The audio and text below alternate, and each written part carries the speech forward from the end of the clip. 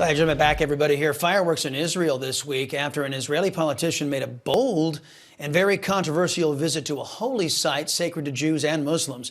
Jerusalem correspondent Daniel Cohen has more. On Tuesday, centuries-old passions reignited when the newly elected Israeli security minister Itamar Ben-Gvir visited the Temple Mount. Flanked by police, he walked around for less than 15 minutes, stayed on the non-Muslim walking paths, and didn't pray, which is illegal for Jews. Ben-Gvir is part of a growing movement who believe Jews should have greater access to both worship and pray. The Temple Mount is open to all.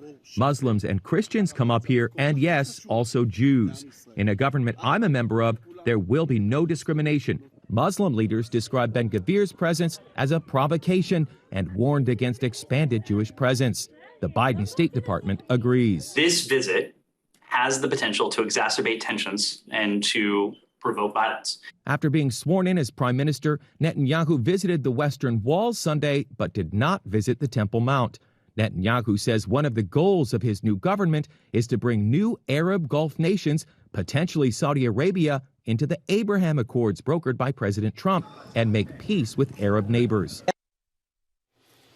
All right, joining me now, the founder of the World Values Network, Rabbi Shmuley. Also with us, visiting associate professor for the Augustine Institute and author of Restoring Humanity, Dr. Jared Stout. Gentlemen, welcome to you both. And Rabbi, I want to begin with you. Your reaction to Ben-Gvir's visit to the holy site. Give me your reaction, then what do you think his goal was? Did you hear what your reporter just said? That he didn't pray, Ben-Gvir didn't pray on the Temple Mount, holiest site for Judaism in the world, because it's illegal.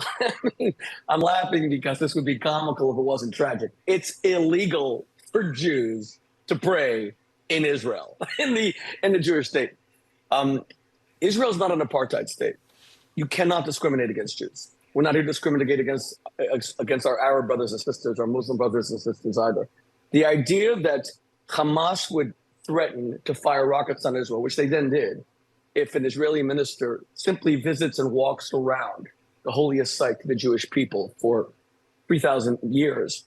The idea that the Israeli government makes this illegal, come on, that's any American watching this is going to think, there's no way I just heard what I heard, that Jews cannot pray in the Jewish state of Israel.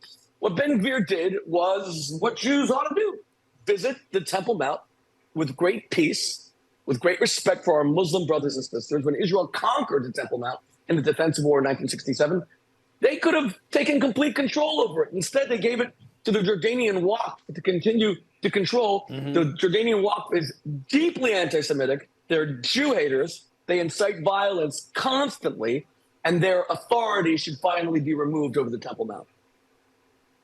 Understood. And now I want to pivot to something that Newsmax has been covering extensively since the wee hours of the morning. Dr. Stout, I want to turn to Pope Benedict's funeral during the wee hours of the morning here in the United States. Ceremony was historic, with his successor, Pope Francis, presiding.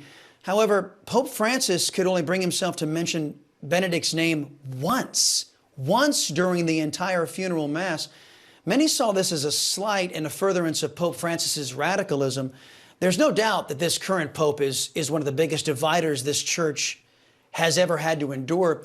We know the faith will survive, but does the Catholic Church survive Pope Francis in your view? Well, absolutely. As Catholics, we believe that Jesus founded the Catholic Church, and that the Petrine ministry, that's the ministry of the Pope, is something that he himself established by saying that he founded the church on the rock of St. Peter. When you look at the whole history of the church, there are many ups and downs. There are good popes, there are bad popes. And the Catholic Church has survived a lot. And when you put it in the big perspective, this is just a bump, not a major chasm. Okay, all right. Rabbi, you had the honor of meeting Pope Benedict. Can I jump in here for a second? Yeah. The Catholic Pope has a tremendous amount of impact on not only Christendom, but also the Jewish community. How does, describe the former Pope's life and what kind of impact he had on you?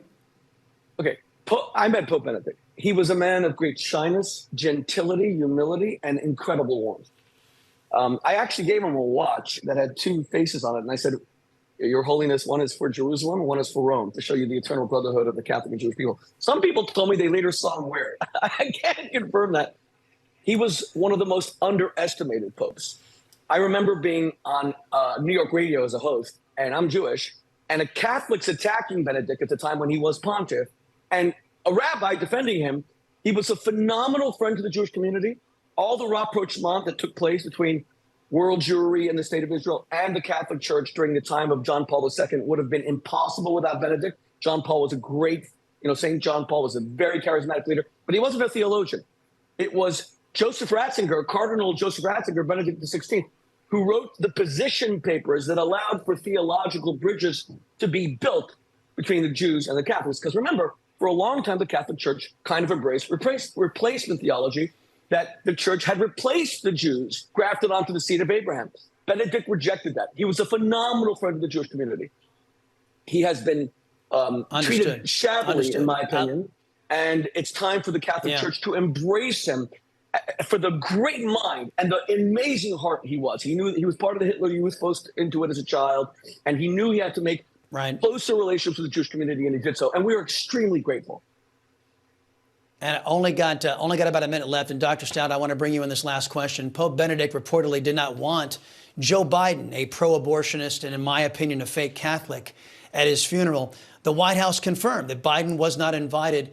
Could Pope Benedict's staunch traditional Christian stance be why so many in the left-wing press here in the United States simply refuse to cover his passing? Well, I definitely think that Benedict has been caricatured as some kind of enemy, but I agree completely with the characterization of him as being very gentle and humble. I think it's clear that he would not want, like you said, a kind of fake Catholic at his funeral causing scandal.